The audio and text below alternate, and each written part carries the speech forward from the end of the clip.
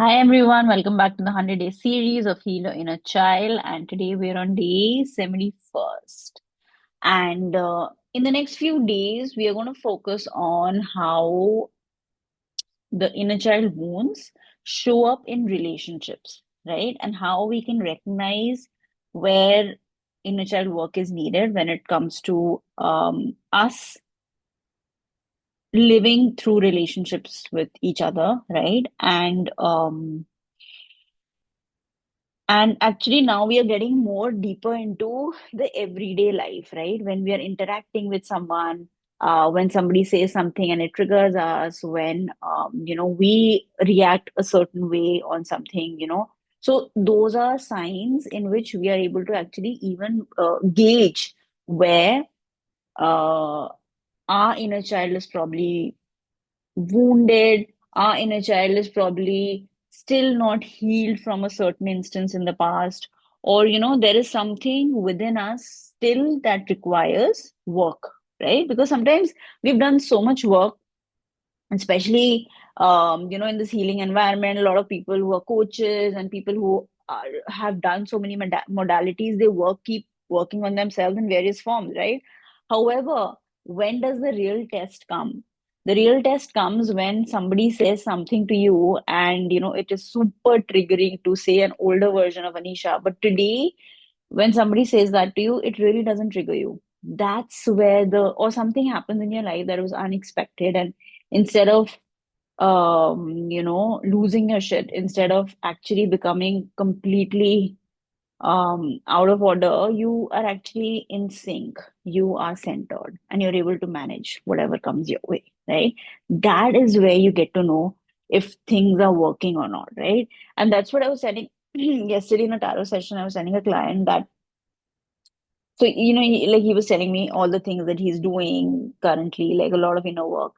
And I was telling him, one of the tells of the work that you're doing in your life is if your life will start telling you whether what you're doing is working or not. Why? Because everything on the outside is a reflection of what is inside, right? So if you're doing your inner work and a lot of muck is getting cleared, then you'll start seeing your life getting better, right? You'll start feeling safer, you'll start feeling healthier, you will start seeing healthier relationships. Toxic people will probably go away from your environment. You will see success, you will see growth, right? You will financially grow. So all those things will start happening outside when those things are getting reflected on the inside, isn't it? So that's the biggest tell. If you ever wonder, I've been doing so much work, I've been doing it for 8 years, for 1 year, for so long. What's happening? I've healed. However, you are still reacting the same way as you would, when you had all of these um, shadow parts within you not integrated, then you know that there is still work to be done, right? No judgment there as well, because sometimes I feel like this inner work is kind of work for us all to move in a certain direction. Of course, we keep growing with it. However, if it'll probably not be overnight for most of us, right?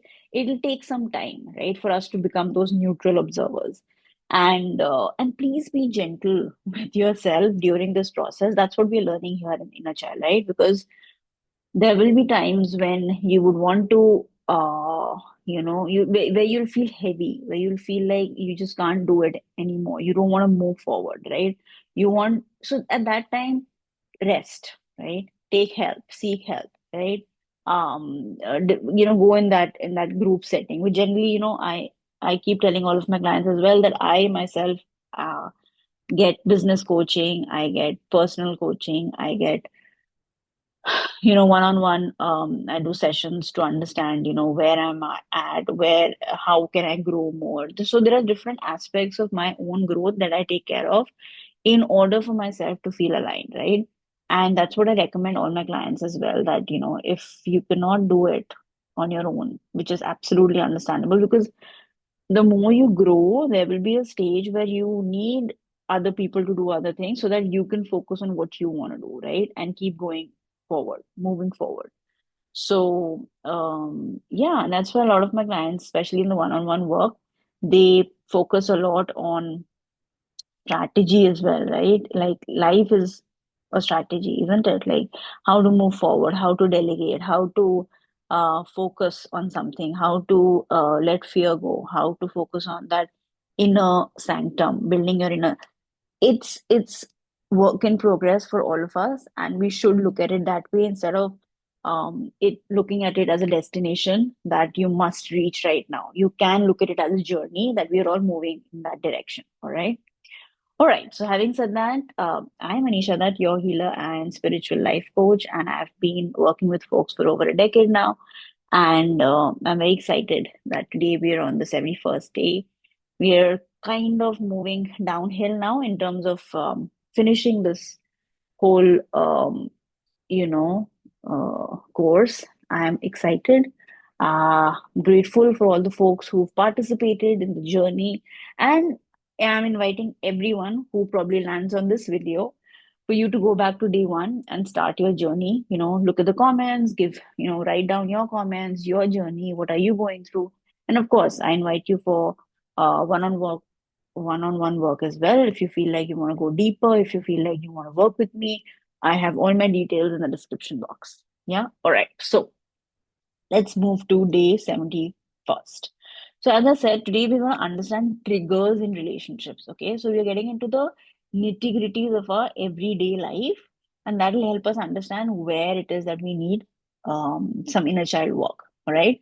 So, um, when we become aware, okay, of how your inner child reacts, protects, right, or communicates through your emotional triggers, it will become easier for you to understand where the work is required. All right. So let's start the exercise. Take a deep breath in. Place one hand on your heart, another on your lower belly. All right. And now whisper gently. Okay. I'm safe to understand myself today.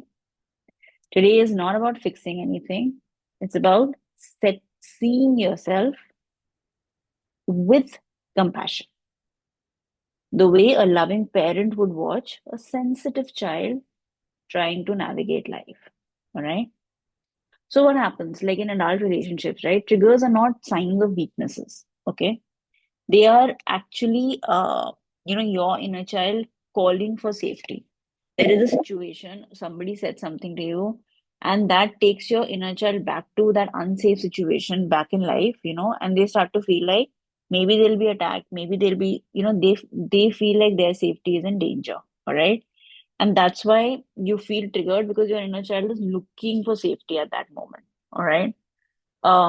It also happens because a memory needs to be released. Yeah. Or it could also be a moment where past pain gets mistaken for current reality, right?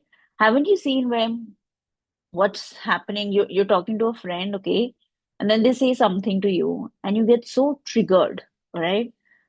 And at that moment, you get so triggered that you start screaming and shouting, all right? Now, what's happening in that moment? When you start reacting that way, what is actually happening is you are becoming that inner child of yours, maybe 5 year old, maybe 10 year old, who was probably attacked this way, right? Or whatever your friend said meant to that inner child as a way of attack, you become that child. Okay, so look at yourself becoming that little inner child at that very moment, right? Because the inner child is taking it as that reality from the past as the current situation, right? Or it could also be an old wound, right, that is asking for attention. All of it is basically something within you still needs work. Yeah. And what is a trigger? If some of you are wondering, it is simply your younger self saying, something here feels familiar and I'm scared. As simple as that. Okay. So when you understand your triggers, you stop abandoning yourself. You stop making others responsible for your pain, right? And you begin creating relationships from awareness instead of fear, right? So now close your eyes, take a deep breath in, and think of one moment, last moment, okay, where you felt triggered. Okay, somebody said something to you, you saw something on the TV or on the net, something, and you felt very triggered. So just go back to that memory. Okay. Maybe you were ignored, okay, abandoned, you were judged, right? Compared, dismissed. Just recall that moment without analyzing. Just recall that moment. You know, ask yourself, what did this remind me from my childhood? Not logically, just allow the feeling to answer. And now see the child inside you. Imagine your younger self standing beside you. What is that inner child feeling? Fear, confusion, shame, nervousness. Let them show you.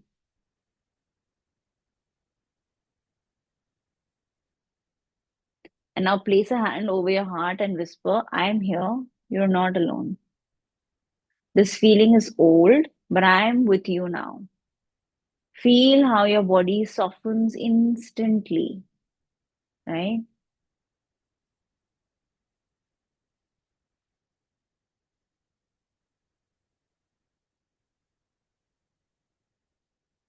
Gently tell your inner child, the situation is not dangerous. You are safe with me. And this is how, that emotional mastery will begin. Not by suppressing, but by reparenting in real time.